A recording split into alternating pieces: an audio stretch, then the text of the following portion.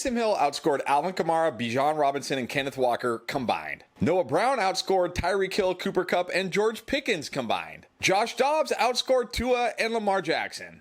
And Cade Otton outscored Travis Kelce by 20 points. Week 9 proved that sometimes fantasy football is pain. Hey, before I talk about the players that busted hard in Week 9, let me remind you this is the perfect time to sign up for Underdog Fantasy because you can take advantage of this new customer special. Justin Herbert on Monday Night Football just needs to go higher than half a yard.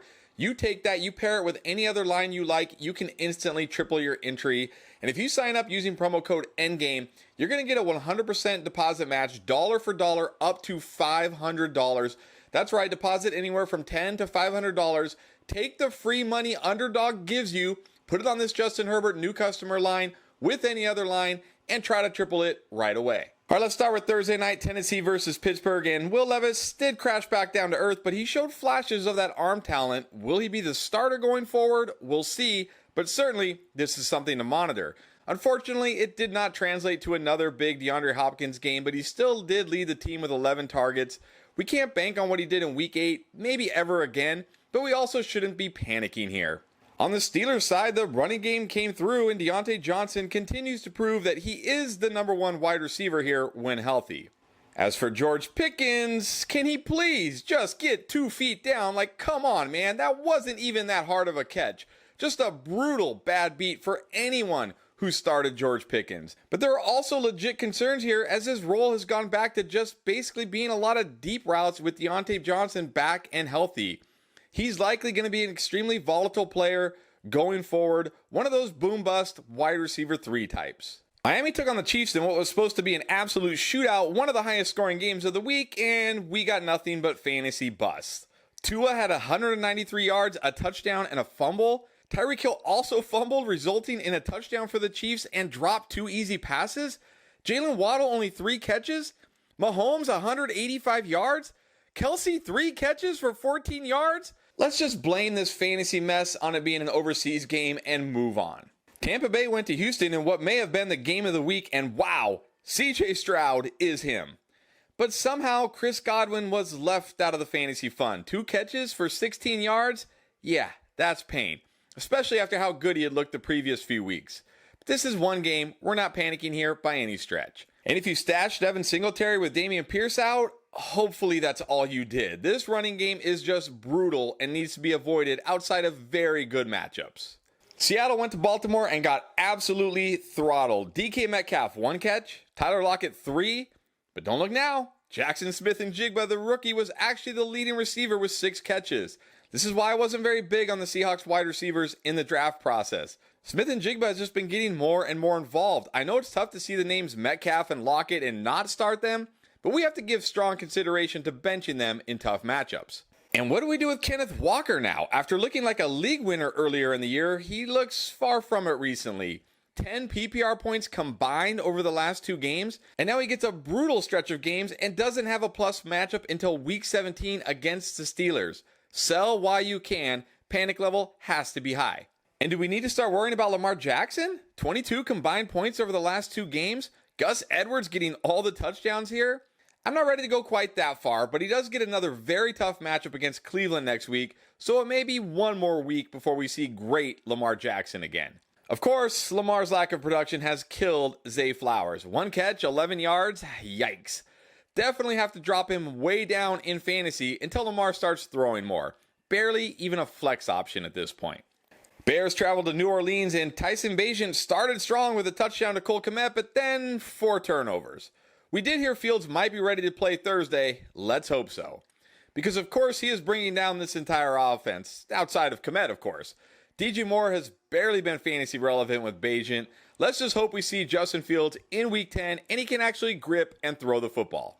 And Taysom Hill is officially a thing now. Not just a thing, but a really good thing. But is it coming at the expense of Alvin Kamara? Sure, he had 4 catches, but so did Taysom. And Taysom had 11 carries to Kamara's 9. And Taysom Hill once again got the goal line run, either as a quarterback, a runner, or a receiver. Look, I'm not panicking on Kamara yet, but this is becoming a trend, and we can't count on Kamara catching double-digit passes and scoring touchdowns every week. The Commanders took on the Patriots, and oh, I see you, Ramondre, a 64-yard touchdown? Okay then, I didn't see that coming. Outside of that, not really much to talk about in this game. No real busts, no big games. Let's just move on. And let's just move on to the Rams versus the Packers. And predictably, this Rams offense was terrible with Brett Rippon. And I really regret putting Cooper Kupp as a no doubt must start on our wide receiver video. We debated it. We should have taken him off. But this is 3 straight horrible games for Cooper Kupp. And we don't know if Stafford will be back after the bye. It's not time to panic on Kupp yet, or even Puka Nacua yet. But if it's Brett Rippon again in week 11, there is no way I am starting them.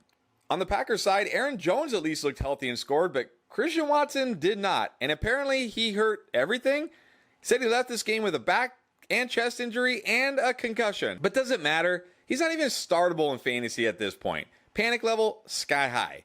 Arizona traveled to Cleveland, and I'm not sure how good Kyler Murray's going to be when he gets back, but he has to be miles better than Clayton Tune. 58 yards and 2 interceptions? That cannot be a real stat line.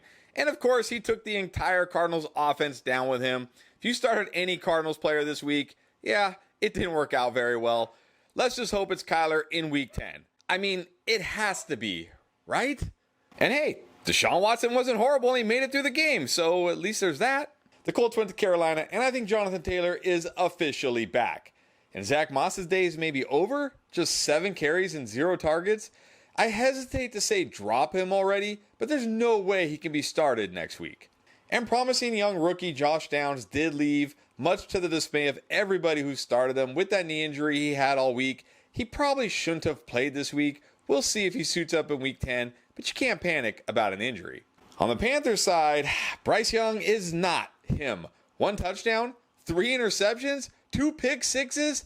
Ouch. And Chuba Hubbard did not boom in a smash spot, but he still did dominate Miles Sanders 20 touches to 9. This is still Chuba's backfield. It's just, it's the Panthers. He's Chuba Hubbard. He's not always going to go off. And are we seeing Adam Thielen starting to run out of gas? 5 catches for 29 yards? Maybe, but it was unrealistic to expect him to keep doing what he did earlier in the year. Still, it's not time to panic on him just yet. The Giants went to Vegas, and we unexpectedly got Tommy DeVito again. And sure, he was a bit better than last time, but still not great. And we may see him again next week too, as Tyrod Taylor is on IR and Daniel Jones has some mysterious knee injury. And this offense is killing Saquon's upside. Sure, he's putting up good real-life games, but in fantasy, they're just okay. I mean, he looks great, and he's getting the volume, but this offense is killing him, and I'm not sure how it gets better. But there aren't a lot of running backs getting his usage, so you have to just keep starting him and hope for the best. And Aiden O'Connell just continues to be fine in both real life and, I guess, in fantasy. And while this seems to be a good thing for Josh Jacobs, it's not good for the receivers. Sure, Jacoby Myers saved his day with a rushing touchdown, but only 2 catches outside of that. And Adams was held to 4 catches and under 50 yards for the 4th time in the last 5 games. But after this win, it's unlikely they make a change. So you have to be very concerned about these wide receivers right now. There's not a lot of upside in this offense. Then Dallas went to Philly for one of the best games of the week. And hey, Tony Pollard finally scored until it was called back by an illegal formation penalty. Literally the most tilting penalty there is. It's a formation. You shouldn't mess that up. So instead, Tony Pollard was just once again okay. He sadly looks like just a running back 2 at this point. And speaking of potential running back 2s, this is 2 down games for DeAndre Swift, but it's really hard to worry about a running back getting this kind of volume in this kind of offense. There is no panic here. And then finally, Minnesota went to Atlanta, and Josh Dobbs is him. Fresh off the plane Wednesday morning, winning the football game in the clutch 5 days later. And hey, Hawkinson was still good and Addison wasn't terrible, so maybe we could feel okay about this offense in fantasy. Unfortunately, we cannot feel okay about the Falcons offense. Jonnu Smith, 5 catches for 100 yards and a touchdown. Tyler Algier, 12 carries, 39 yards and a touchdown. Arthur Smith is not only a fantasy football villain, but he seems like a completely unlikable person. But you know what? In the last 2 weeks, he lost to a rookie quarterback making his first ever start, and a quarterback who'd only been with the team for 5 days. That puts a huge smile on my face.